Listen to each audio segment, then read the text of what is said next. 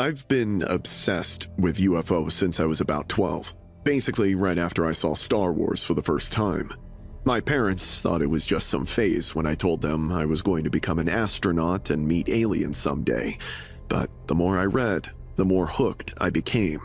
Throughout most of my early teens, I stayed up until 2 in the morning, reading declassified UFO documents released by the United States Department of Defense and digging through stories surrounding the mysterious Phoenix Lights. By the time I turned 16, it had stopped feeling like a childhood obsession and started feeling like the only thing I genuinely cared about. While most kids at school were focused on sports, dating, or figuring out which colleges they wanted to apply to, I spent my weekends digging through astronomy forums, government archives, and old witness interviews buried deep online. The summer I turned 17, my parents moved us to rural Nevada, about 40 minutes east of nowhere. My dad had landed a promotion and was put in charge of a water utility project.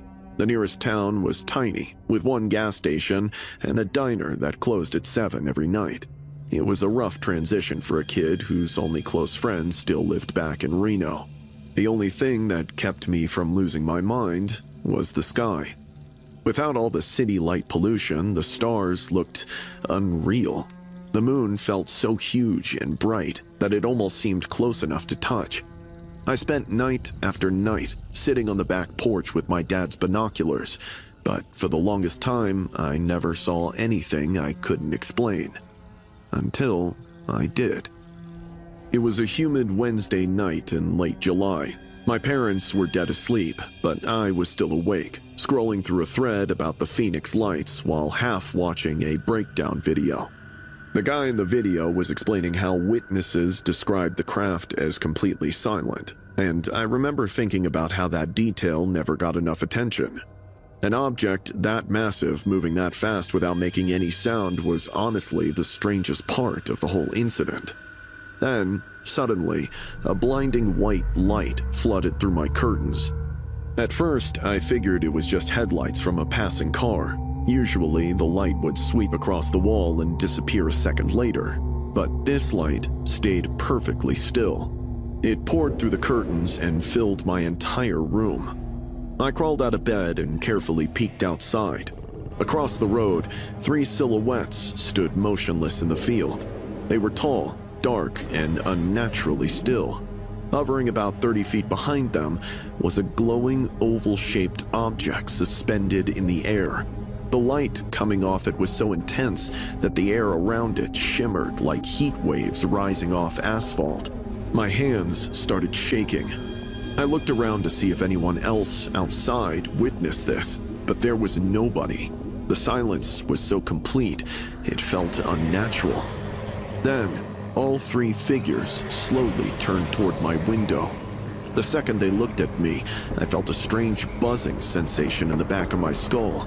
Every electronic device in my room died at once. My laptop screen went black. My phone shut off.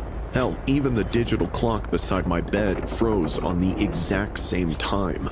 The room became completely silent, except for the sound of my breathing. A wave of nausea rolled through me.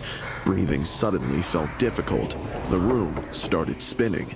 Then, everything went black. I woke up the next morning fully dressed on top of my covers, with sunlight pouring through the window. My laptop was closed on my desk. My phone sat beside the bed at 11% battery, and a dull headache throbbed behind my eyes. I immediately ran to my parents and told them everything. Sweetie, you probably fell asleep watching videos and had a crazy nightmare. No, I swear I saw it. It was right there. I kept insisting, but I could tell they didn't believe me. Still, my dad walked out to check the field later that morning. There was nothing there. See? Nothing happened, Evan. For a while, I almost convinced myself he was right. For the next 2 days, I stuck to that explanation. Maybe it really had been some vivid dream caused by obsessing over UFO stuff. That happens, right? Then, on the 3rd morning, I was taking a shower when I felt something behind my left ear. I rushed to the mirror. There was a tiny triangular scar I had never seen before, but it wasn't raw or painful. It had already healed completely, like it had been there for years. Over the next few weeks, I took dozens of pictures of it and dove back into every government document and witness report I could find. 6 weeks later, a new batch of files was released through a FOIA request. Buried deep in the appendix of one report was a list of reoccurring physical markings documented across multiple unidentified aerial phenomenon cases. Most of them were triangular scars, usually behind the ear, sometimes at the base of the neck, and every single one was described as already healed by the time it was discovered. The report listed 41 cases. I'm number 42. I still have the scar, and I still have the files. My parents still think it was just a bad dream. I don't even try convincing them anymore. Honestly, I'm not sure which truth is scarier.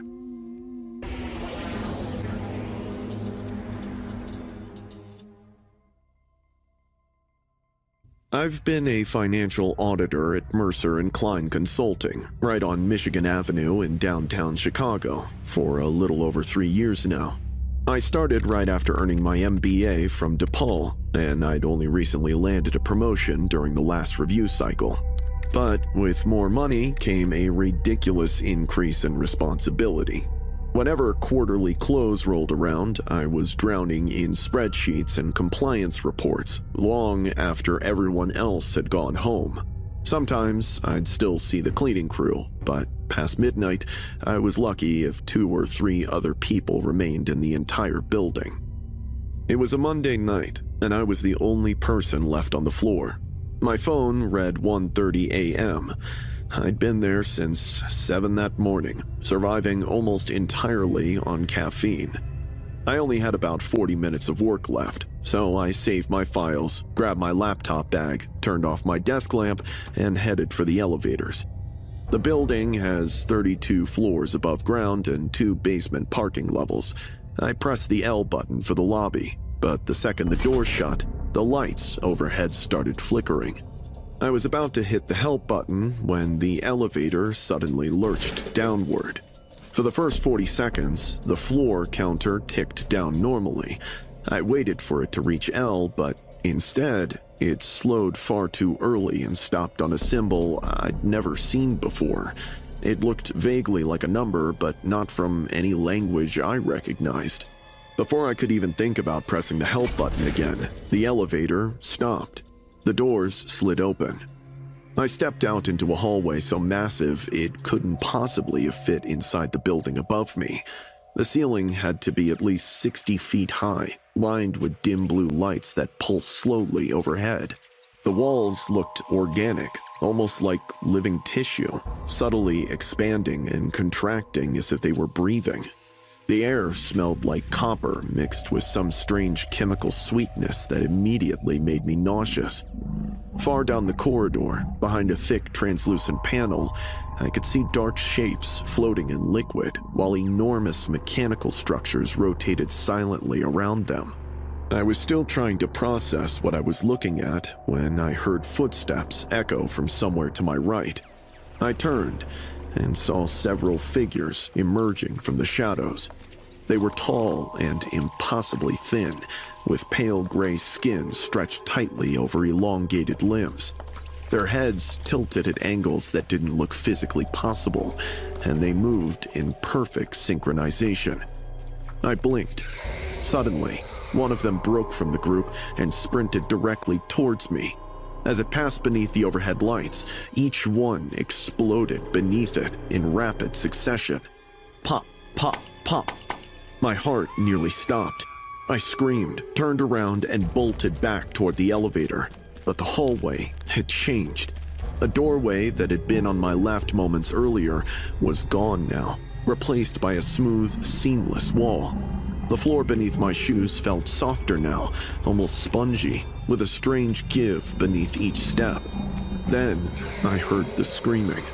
Human voices echoed from somewhere deep within the structure, distorted by distance, but unmistakably filled with pain. I was crying at that point, completely panicking. I could feel the thing chasing me behind the darkness, but I refused to look back. I slammed into the elevator doors, hit the call button repeatedly, and pressed myself against the wall beside them until they finally slid open. I threw myself inside and mashed every button on the panel. The doors shut, and everything went pitch black.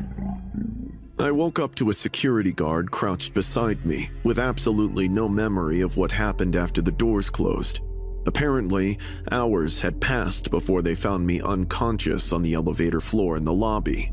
The overnight guard noticed the elevator sitting idle on the security cameras and went to investigate. They called an ambulance, and I spent the rest of the night at Northwestern Memorial, being tested for a concussion and a possible heart attack. Every test came back completely normal. The nurse kept asking if I'd taken any drugs, and I kept telling her I hadn't.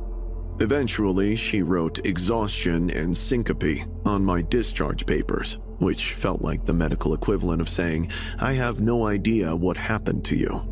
For a while, I genuinely tried convincing myself it had all been some kind of stress-induced hallucination, but the next morning, the building manager pulled the elevator logs and showed them to me in his office. According to the system, the elevator traveled directly from the 32nd floor to the lobby in exactly 40 seconds and remained there for the rest of the night. Then he showed me the building blueprints. There were 2 documented basement parking levels beneath the tower, nothing else. No hidden floors, no sublevels, nothing. But when the paramedics examined my shoes in the elevator, both soles were coated in a thick, black, oily substance, smeared across them as though I'd walked through it. The hospital sent samples to 2 separate labs. Neither one could identify the compound. It didn't match any known industrial material, lubricant, solvent, or adhesive in either database. I still work in that building. I'm planning to stay another year so I can leverage the experience into something better and leave all of this behind. But I take the stairs every single day now, no matter how many flights I have to climb or how late I'm working. My coworkers ask about it sometimes, and I just tell them that I'm trying to stay in shape. A few of them have even started taking the stairs with me. I've never told anyone there what actually happened. The story requires people to believe in things that don't exist on any blueprint, and I am an auditor. My entire job revolves around making sure reality aligns with documentation. But I know what I saw on the other side of those elevator doors, and I also know there's absolutely no record of it existing anywhere. Those 2 facts have been sitting side by side in my head for months now, and I still haven't figured out which one scares me more. I studied photography at Columbia College, Chicago back in my early 20s. Once I graduated, I spent a few years shooting commercial work for small travel and regional magazines across the Midwest, until an editor sent me to photograph an abandoned tuberculosis hospital outside Louisville for a Halloween issue. I still remember those trashed hallways, the paint peeling off the walls, and the old patient files scattered all over the place. That shoot basically flipped my whole world upside down. 8 years later, abandoned places had become my entire career. Black Hollow first came to me through Curtis Hale. He was an indie horror director I'd worked with a couple of years earlier down in rural Kentucky. We were shooting the ruins of an old coal camp outside Harlan for a low-budget movie he was trying to finance when he brought it up. "It's an old mining town way deep in the West Virginia woods, where everyone disappeared overnight in the late 60s. "What do you mean disappeared?" "No clue, man, but people in Kellington won't go anywhere near it. Some say there are weird lights hovering over the valley for weeks before it happened." I Googled it right after we finished talking. It was easy to find tons of creepy local stories buried in online forums where conspiracy theories and other BS usually floated around. None of it came from official sources, but the legends were so disturbing and intriguing that I couldn't stop scrolling. They all claimed the entire town vanished back in the 60s, and that people still refused to go anywhere near the place, saying the fog carried voices that weren't human. The deeper I went, the more obsessed I became, and before I knew it, I was headed out there on the first free weekend I had. I rolled into Kellerton at around noon and stopped at a local diner to ask about Black Hollow. The woman behind the counter stared at me for a long moment before finally replying. You shouldn't go there. They don't like intruders. I tried to get her to explain, but she completely brushed me off and went right back to cleaning the counter without another word. I figured it was probably just another small-town legend, so I decided to find the place myself. I found the access road about 4 miles past the edge of town. From there, I had to hike the last 2 miles. The village completely snuck up on me. It looked exactly like the stories described. Rusted bikes were still propped against porch railings. I peeked through a broken window and saw a kitchen table where plates and cups still sat coated in decades of dust, as if someone had vanished mid-meal.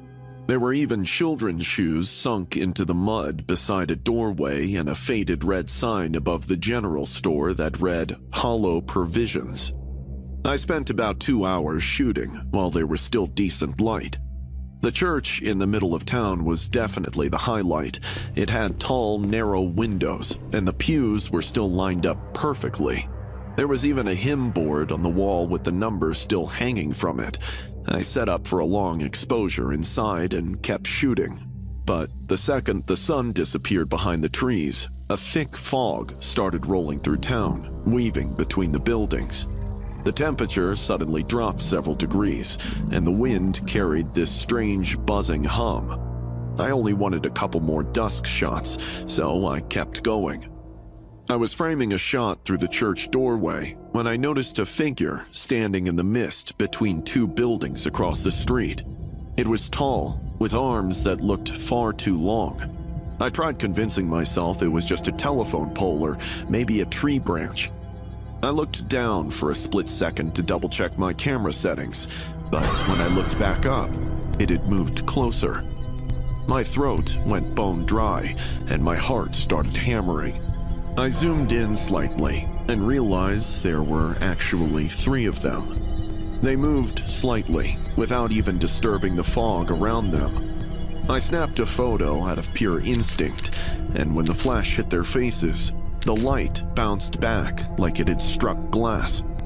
I kept mashing the shutter button without thinking. My brain still hadn't caught up with what I was seeing, and they kept drifting closer. They were only a few feet away when I finally snapped out of it. I grabbed my gear and bolted before they even reached the church steps. The hike back to my car is still a complete blur. I ended up driving 4 hours straight, without looking back once until I was safely locked inside my apartment in Pittsburgh. A couple days later, I finally developed the rolls in my home darkroom. I've always preferred film for low-light photography anyway. The grain feels more honest somehow. I went through all 4 rolls from that night. Every single frame I took after sunset was blank. The photos showed nothing except empty buildings and deserted streets. But when I held some of the prints close, I could hear faint whispering coming from the paper itself, like the film had captured some frequency that wasn't visible. I even showed the prints to a few other photographers. 2 of them heard it too. One guy dropped the photo onto my light table, grabbed his gear, and walked out without saying a word. He still hasn't returned my calls. I've never gone back to Black Hollow. I've dug through historical archives and newspaper indexes all across West Virginia, going all the way back to the 50s, and I still can't find a single mention of a town by that name. It's like the only place Black Hollow exists is on those strange online forums. On paper, the town never existed at all. But I still keep those prints hanging in my darkroom, and some nights, when the apartment gets quiet enough, I can still hear the whispering coming from the paper.